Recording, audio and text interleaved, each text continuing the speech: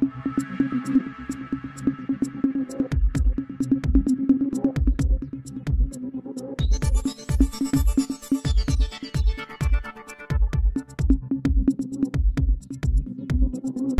দেখছেন Lakshmipur RF TV.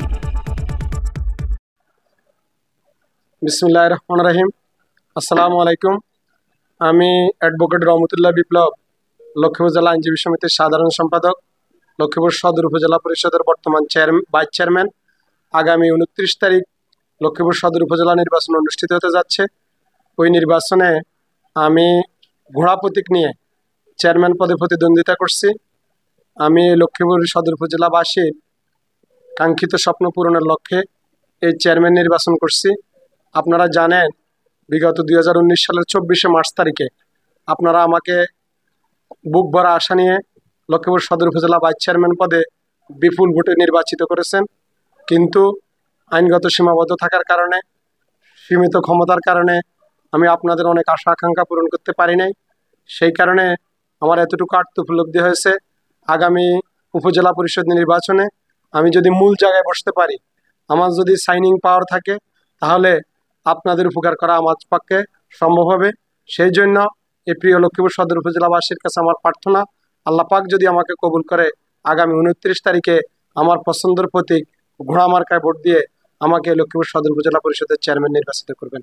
আপনি যদি এই উপজেলা চেয়ারম্যান হিসেবে নির্বাচিত হন, তাহলে সর্বপ্রথম এই উপজেলা পরিষদের সমস্ত জনগণের জন্য আপনার পক্ষ থেকে কি উপহার হিসাবে সর্বপ্রথম কাজ থাকবে?